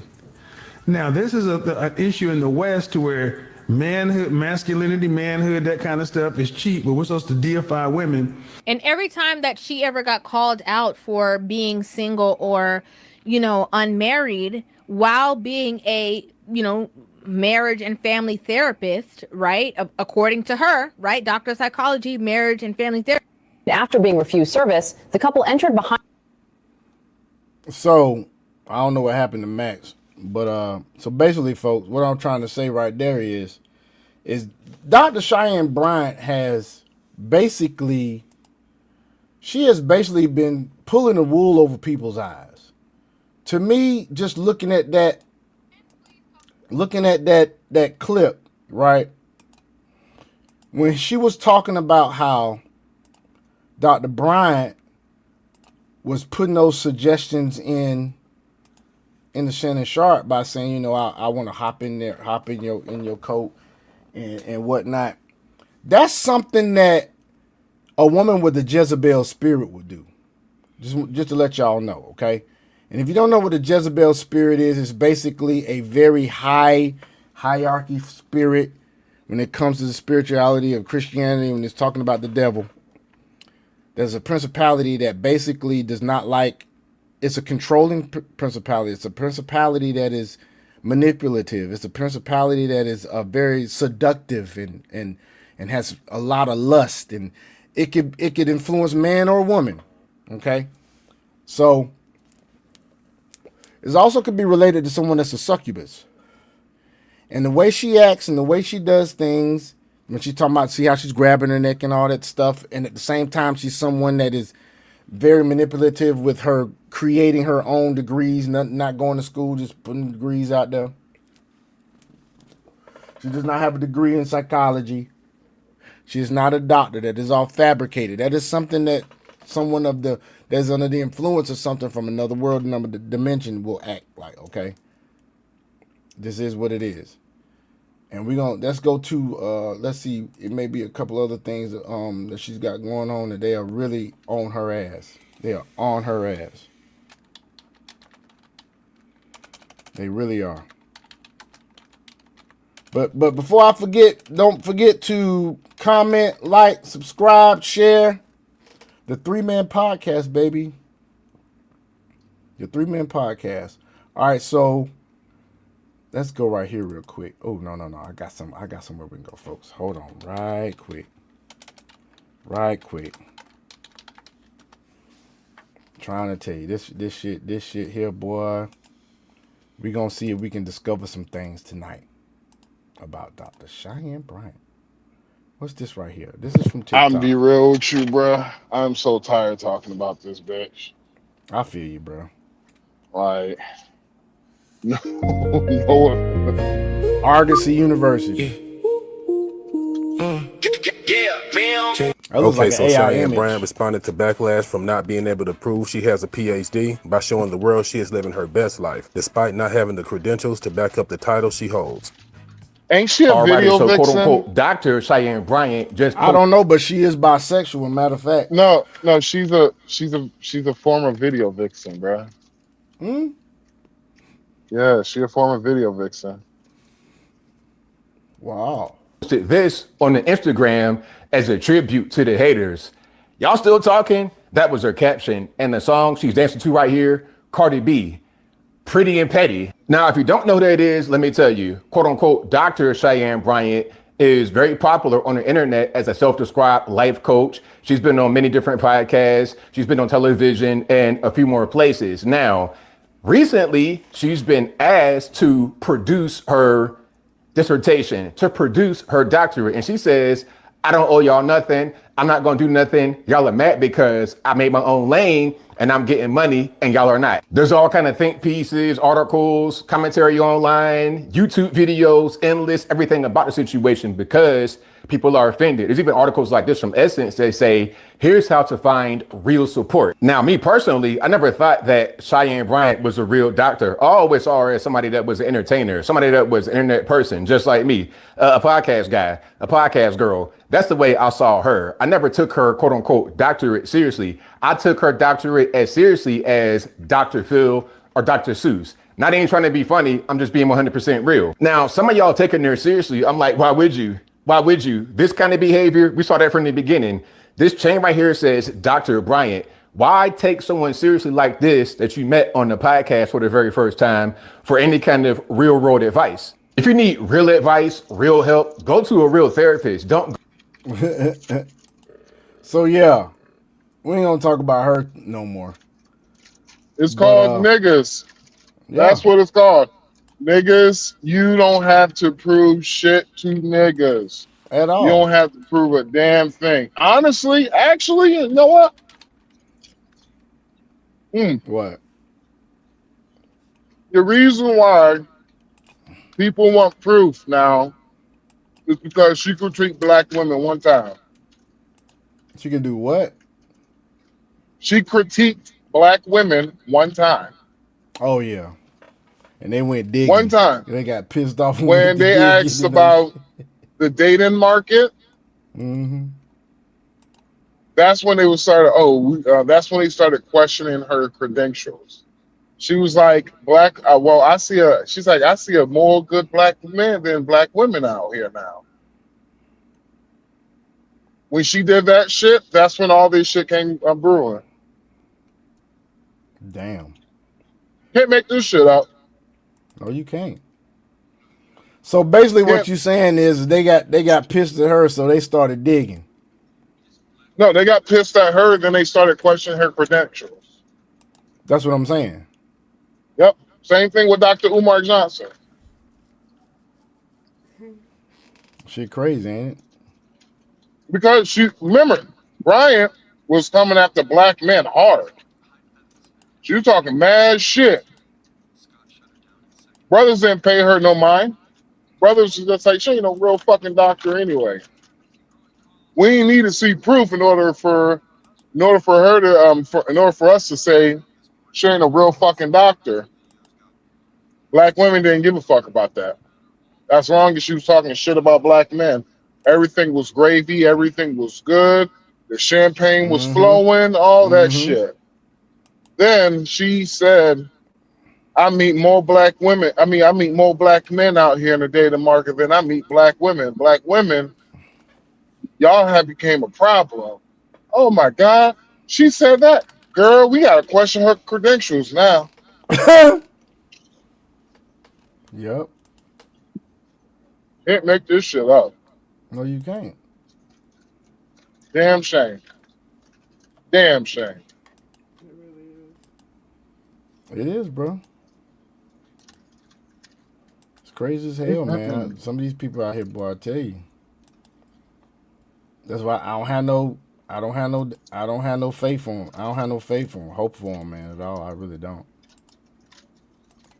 Let's check this out. I don't know what the hell this is. Hold on, man. This is a damn commercial. Hold on. I don't know what the hell this is, man. This our boy Brandon Jamal, though. Your ass for 12 hours straight in a gas station all by yourself just get fired on your day off. Mind you, they called me and just told me they're hiring somebody else. They gonna call me if they need me. Imagine having 2.2 million followers on TikTok and then crying about getting fired from a gas station. Imagine working at a gas station. Imagine working at a gas station, getting fired from the gas station and not being like, damn, I could just go get hired at another gas station because I work at a fucking gas station. More importantly, imagine pulling out your phone, crying into your front camera with them big ass eyelashes on because you got fired from a fucking gas station. Imagine busting your ass for 12 hours straight in a gas station all by your... Boy, I tell you, some folk out here, boy. Let me take that down. Oh, shit. Another thing, man, is going on, man. In this country. It's just how stupid people can be, man. Watch this shit right here, man. Look at this shit. Look at Whoopi Gold turds and the rest of these mindless women. Y'all make women look bad. You make you look like y'all don't have a brain. Why can't y'all have common sense on this show? What an honor, what a privilege it is to be here. And with If y'all don't know this, a young man that's in the NFL went up there at either Trump rally or something for President Trump. Can't remember what the dang event was. They gonna start bad talking this dude. Can I tell you what it is? What? Well, go ahead. So it's the quarterback of the New York Giants, Jackson Dart. Mm-hmm. He introduced Trump at a he introduced Trump at a rally, political rally that they was having in New York. Yep. It became a big thing because his the first round pick of that year, the same year he got drafted, Abdul Carter sent out a text on not a text. He tweeted, "You can't be serious," because of the fact that Abdul Carter is he's a known progressive he's a progressive. Yeah. He's Muslim and he's a progressive. Mm-hmm. So the problem is that they're trying to make it seem that Jackson Dart, he's completely MAGA, lost his mind, all that shit. They're trying to basically cancel Jackson Dart just because he introduced Trump at a political rally. Mm-hmm. Yep. They stupid. Yeah. without further ado, I'm grateful, I'm honored, I'm pleasured to introduce the 45th and 47th President of the United States of America, President Donald J. Trump. I want to thank Jackson Dart. This is going to be a future Hall of Famer in my book. Thank you. Thank you, Jackson. For somebody to back a guy like Trump, whose history in discrimination and racism goes back to housing discrimination. In the 70s. Time out. In the 70s, his father had the housing discrimination that was rectified. It wasn't Donald Trump's sole ownership, and Donald Trump did not do that exclusively. And Donald Trump since then have had every black person on planet Earth under his armpit in a picture, and everybody loved Donald Trump. Y'all can't keep going to that same stupid stuff trying to give ghost stories. Donald Trump has been proven beyond. You just saw Lawrence Taylor, one of the greatest football players ever, said he was a Democrat his whole life until who? Donald Trump. Y'all stupid, bro. Come on. These DEI attacks and posting pictures of the Obamas as apes. Time out. He did not make the post. He did not post that. It was not even the original post. It was the guy was whoever posted was screen recording something, and then the next slide was that. That wasn't the post. And Donald Trump never posted it. And it wasn't even the purpose of the post. And you know it, but you're getting on TV and lying about it. This is why y'all lose and why y'all confused and why people love Trump. Because y'all stupid and y'all make up lies, and people that got common sense know that it's bull crap. And then you go to even the thing that was a meme that somebody else created that had nothing to do with Donald Trump's post. It just so happened to be the next post on the screen recording. They had everybody was animals. It wasn't just Barack Obama and them. Everybody was animals. All right. Let her finish. He's on a team that's 55% to 60% the NFL is that many people, that much percentage of black people. Yeah, Black. That is just the definition of stupidity and Time racist. out. Because black people are stupid. That's what you're saying? Y'all so out of touch with reality. You're literally saying black people are stupid. You're saying that every black person thinks alike. So if the majority of the players on his team are black, they must not like Trump. Y'all got to see how many people follow me and how many people in my DMs that communicate with me, that are NFL, that are celebrities, that are like, they love Donald Trump. Y'all the ones trying to put that on people. People ain't said nothing about it. Hey, one player on his team said something about it. Look at Whoopi Gold turds. Exactly. You all right over there, bro? Dragon said he'll be here in about 15 minutes or so, man. Yeah, I'm all right. I'm good. I'm trying to figure out, I'm like, where's that burnt smell coming from? Then I'm like, oh yeah, I did just pass a construction site, so. But, oh yeah, I never got to finish what I was saying earlier because I kind of went long-winded on that story. Go ahead, man. So, most racists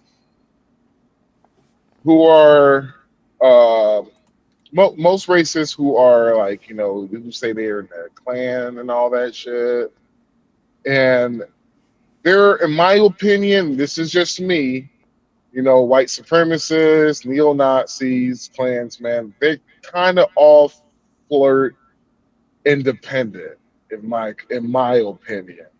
The reason why is when it comes, and they all have different ideologies, and so you cannot put them far right.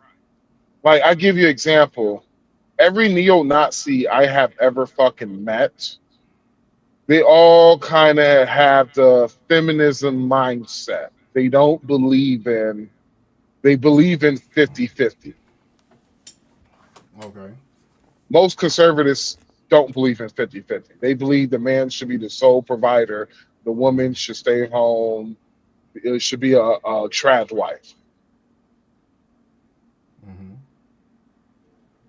Now, when it comes to the Klan, they have when it comes, they have hard Christian morals, but the ones that I'm going, this is anecdotal evidence, this is not all, but the ones that I have met, they kind of floated on the Democratic side because they felt like the Democrats are doing more to destroy their enemies. Example, they consider anybody who ain't Adolph's white, who ain't 100% white, you're not. You're the enemy. So I'll give you a good example. They are against. They have been against Jews. Which side would you consider to be the ones that is not so kind towards Jews? The Democrats. Mm-hmm. They're for the destruction of black people.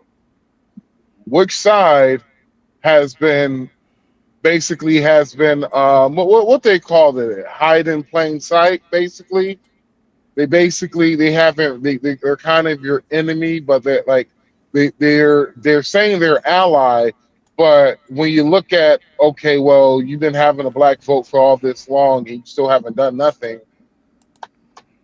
To me, that is basically being your enemy, but parading as your friend. Right. So, Democrats, Hispanics, they have treated Hispanic folks like slaves for decades. Mm-hmm. Extremely low wages and terrible work environments. Destruction of black folks through the womb, the prison, the pipeline, the school to prison pipeline. Yep. Democrats. Redlining, all that shit, the gentrification, so on. Because gentrification doesn't happen in red areas. No, it doesn't. All the gentrification you see is in Democratic ran cities. Happening in Atlanta. Yeah. And I can't believe motherfuckers voted for Lance Bottom. Like, fucking A. Yeah. So she's gonna be running against whoever Republicans have a runoff. Mm-hmm. But it's some black folk that know about her ass, and they know about how she ran the city and shit. That city when the city was on fire and shit. Yeah, niggas gonna vote for her regardless. Doesn't matter. Yeah, I know. It doesn't matter. No faith in them. So there's no hope for them. then you have let me see. What I say, YT supremacists. Now, YT supremacists, you can equate them with how the Klan thinks, and they have some form of how the Klan thinks, a little bit of what neo-Nazis think. But they all are against black folks. But sometimes the enemy of my enemy is my friend. Right. Do you think that they're doing that with the Republican Party? Absolutely fucking not. Now, are there racist Republicans? Absolutely. Are there Republicans that was probably in the Klan? Hell yeah, I want to put it past them. But regardless of the fact is, the reason why they say Republicans, the reason why they say, the political violence is always on the right.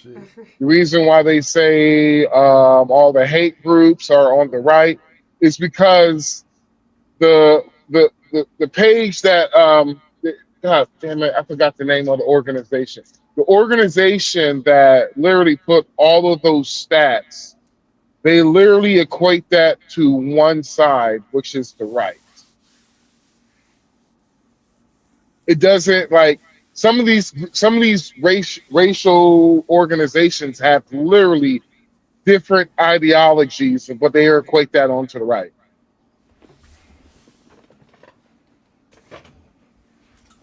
Because I have not met one person who has been a quote-unquote neo-Nazi who literally is conservative. So that was it. Well, I appreciate that rundown, bro. I didn't know that, man. I did not know that. Here we go. Are going to be upset, but he is telling the truth. Black people are the least informed voters. And black people don't remember when Joe Biden stood on Washington, Capitol Hill, and said that black people need to be locked up. That his kids ain't going to school with no black kids. They don't understand that Biden is the author and he sponsored mass incarceration. It wasn't Bill Clinton. It was Joe Biden who led the 1994 omnibus crime bill that got us in the worst in slavery, homie. Black people forgot that he came to America and said that there are black children who are going to be super predators, and they forgot that. A lot of liberals are going to be upset. But Yeah, man. They forgot that. What's up, Dragon? What's going on, man? Doing good. Had some stuff that I had to take care What's of. up, Dragon? Late. What's good, bro? I'm excited right about now, but I'll talk about that later. You talking about XLM? I'm talking about the DTCC utilizing XLM, XRP, H-bar, and Canton coin. Yes, sir. Okay. Well, you want to go ahead and get into that? Shit, I can go ahead and jump into that real quick if you like.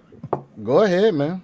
Shit. Well, to let everybody know what the business is in regards to things as of lately. So, let me go ahead and state this real quick. That way people will have a understanding of what the DTCC has done.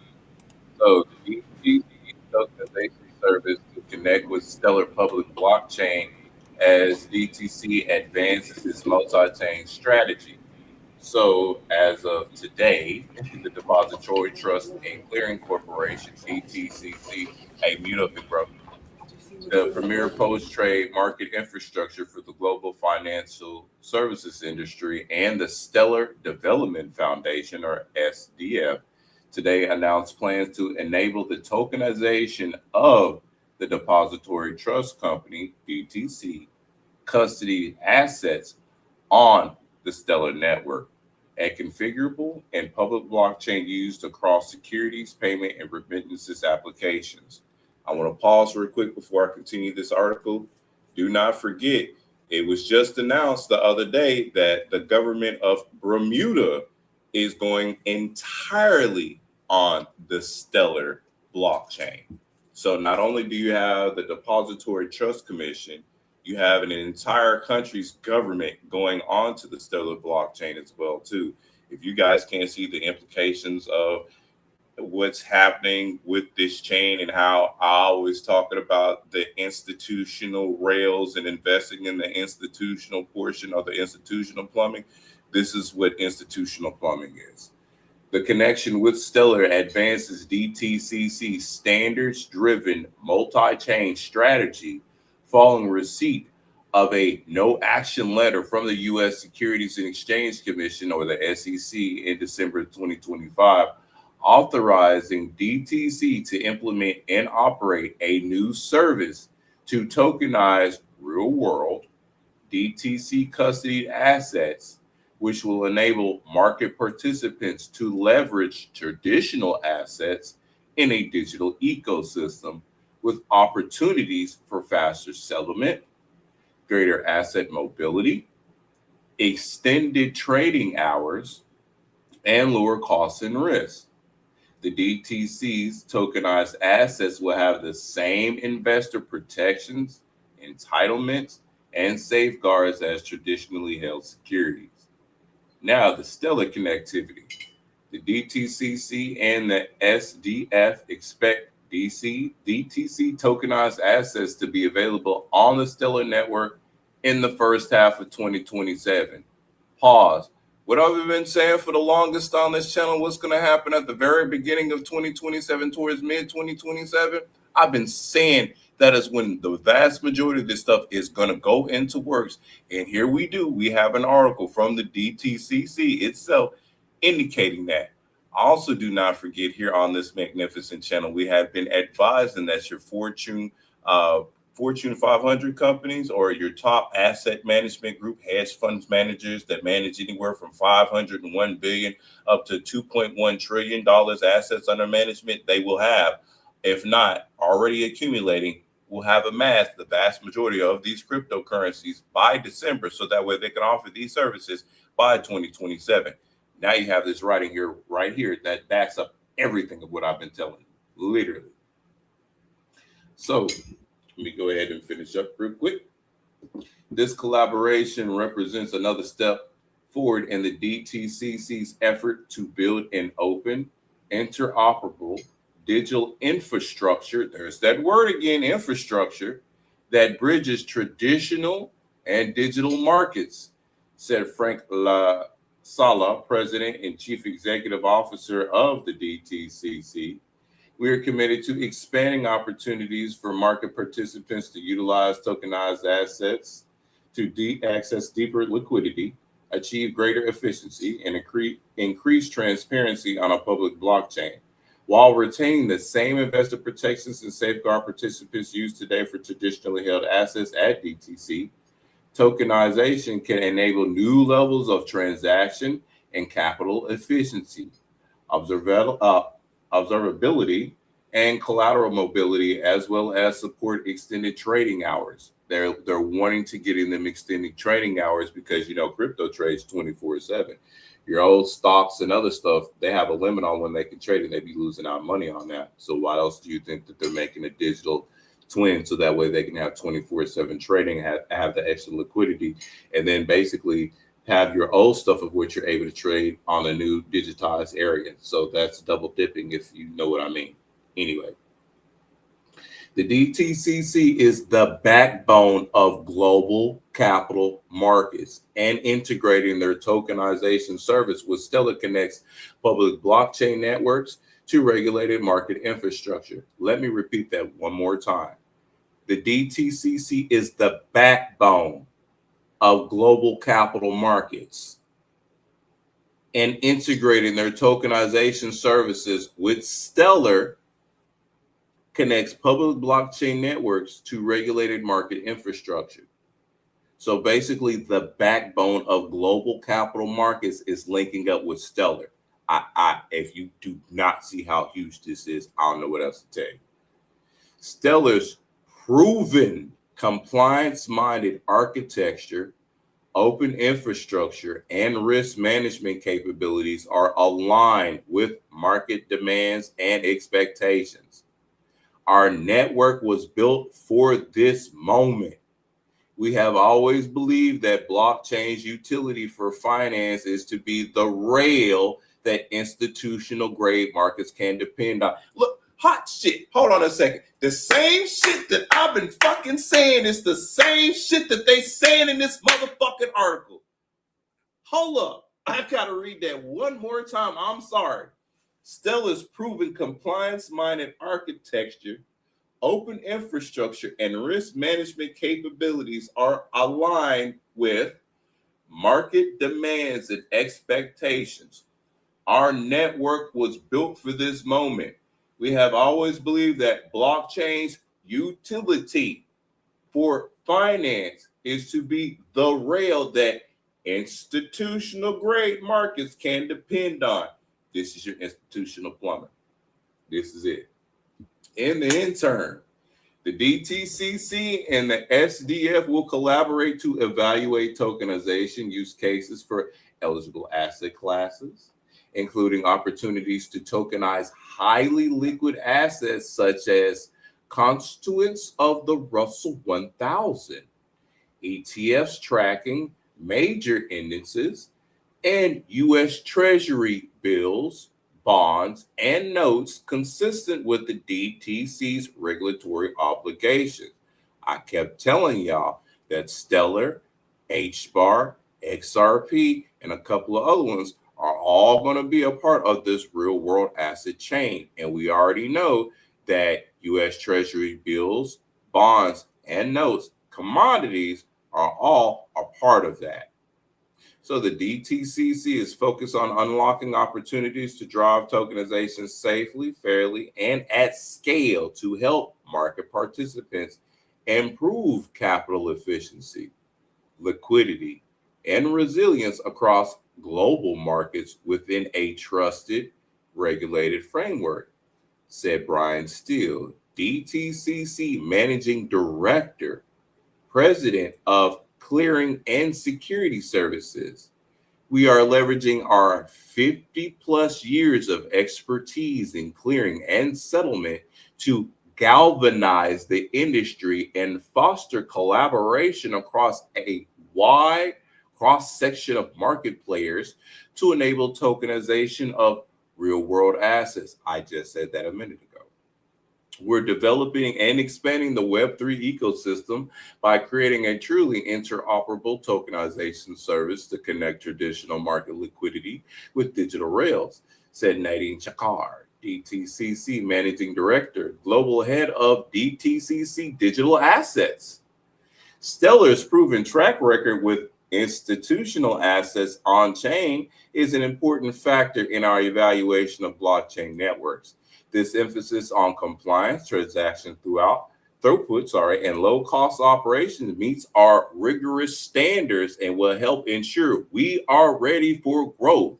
As usage of blockchain networks for real-world asset transactions increase, we are excited to integrate multiple L1s and L2, or layer 1 and layer 2 networks, to ensure interoperability and open access for users of the DTC tokenization service.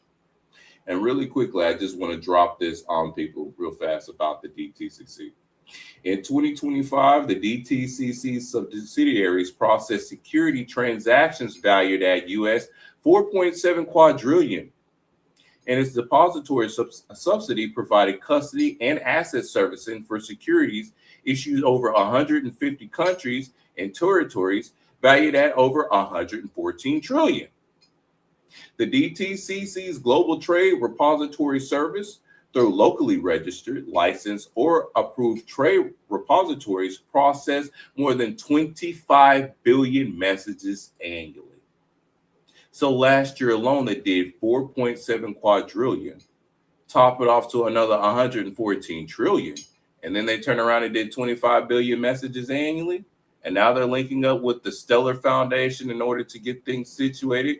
They've also made sure that they linked up with Digital Assets, who is the creator of the Canton Network. And we already know how big the DTCC is with Canton alone, because the DTCC is utilizing Canton with its over 700 plus validators, which all your big wigs are on: Google, IBM, T-Mobile, and the like. Now we have Stellar. You already know HBAR is going to be included in it, because HBAR is also institutional grade work as well too.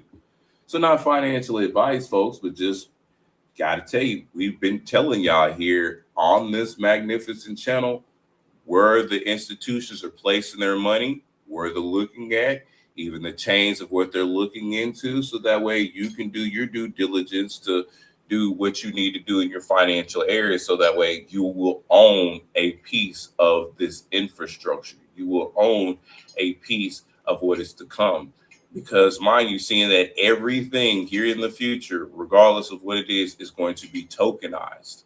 Like all of it. There's tokenized water. There's tokenized electricity. The only thing that they haven't been able to tokenize yet is air. Yet. Keyword yet. You can still, now mind you, here's the thing about air. You can go buy air, right? What makes you think they won't tokenize it? If you can legitimately go buy air right now, what makes you think they won't tokenize air? So you need to factor that in, seriously. And when I say everything will be tokenized, legitimately, everything will be fucking tokenized. They've already got things that work with that right now. All that stuff's happening.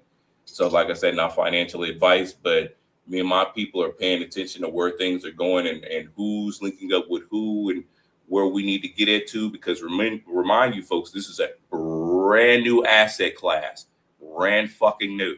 Brand new. So much brand new to where all your governments, literally your world governments, are all hopping on board about this. Like, don't forget, like, I'm gonna say this real quick, because North America alone is mainly looking at like Bitcoin, ETH, Solana, of course, Stellar, XRP, HBAR, and the like. I mean, you also have Bermuda that's on Stellar. You have Brazil that's on the direct system, which is CBDCs. You have Argentina, which is open for any crypto. You have Colombia, which is building their CBDCs on the Cosmos chain. You have EU that's coming up with the EBSI, which is their own version of the DTCC. In Luxembourg, in Europe, you have them on the DLT system. Asia, Japan, XRP all the way. China is on their own permission blockchain and what they're building up for their own CBDCs. South Korea is public. They're unspecified in regards to what they're using, but they mainly are on HBAR and on Stellar blockchain. Hell, in the Philippines, they're on Polygon and Hedera system. In Vietnam, they're on NDA chain. And then Australia is on Hedera and XRPL system, let alone. So you literally have multiple regions on Hedera alone, which is Australia, Asia, over here, United States, and portions of the EU. That's Hedera. Stellar is over here, United States, the Bermuda, and a couple of other areas over there with Southeast Asia as well too. XRP is global. XRP is in the UAE, the United States, over there in Australia, over there in Southeast Asia. And that's literally all over the place. All of these are institutional rails that all your institutions are getting into, and this is legitimately the region, the country, and those blockchains of all of what they're on, and they're live right now as we speak. All of them are going into the works. So, like I said, not financial advice, but while you have the opportunity to get some of these assets pennies on a dollar, just like how you were with Google, Tesla, Apple, Nvidia, all these other ones before they blew up. And then do not forget that inside of your NVIDIA chips, for the people that are invested in NVIDIA, inside of your NVIDIA chips come with HBAR technology, because HBAR is integrated with NVIDIA. So as NVIDIA grows, that's going to make HBAR grows. As HBAR grows, that's going to make NVIDIA grow in the back end. Because seeing that NVIDIA is tied into these AI chips of what they're putting in there, how do you not see where that all is linked up to? So if HBAR is linked up with NVIDIA, and if NVIDIA is linked up to these AI data centers that's coming along, I'm going to leave it right there for you. That's what I got for y'all today in the crypto news. Thank y'all for listening. Hope y'all catch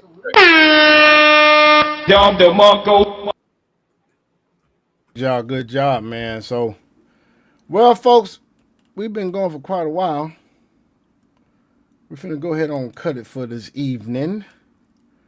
We will be having another show very soon. Keep your antennas up for the next 3-Man podcast. Any closing remarks? The only thing that I gotta say is this: if y'all are seriously not paying attention to the data that we be dropping in here in regards to where things are going, I don't know what else to tell you, because I literally just gave you a pipeline in regards to assets right there on the free ski. That's what I have to drop out. Y'all better be paying attention to getting your stuff right, because they're going to have stuff implemented way before 2030. I mean, by 2027, that's when you really will see stuff marked out. By 2028, that's when we're going to be fully implemented in this shit. Mark my words.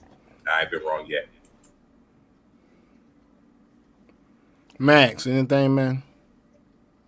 Oh, man.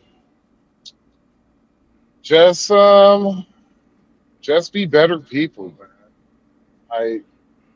So many shitty people out here nowadays. Just try to be a better person. Try to not. It's easier said than done, but don't let these people piss you off, dude. Don't let these people piss you off. Yeah, and all I have to say is be respectful, folks. If somebody say something you don't like, be respectful, man. If you can't defend, if you can't defend your point, man, just take that L. Also, don't be stupid. Fact check everything. Black folk, please get better. That's the reason why we have a violence problem. You know, why we have a high shooting problem. Brothers shooting other brothers is because people scared to take an L nowadays, man. People scared to get their ass beat. Sometimes you're gonna be wrong, even though you feel like you might be right, but you're gonna be wrong. People scared to be wrong. People scared to just. People are. Sounds like lack of accountability, which was probably taught to them by. Niggas act more like bitches these days. They single moms. Well, anyway, we're going to holler at y'all, man. We not in the community. We Blue Book gentlemen. Get your passports.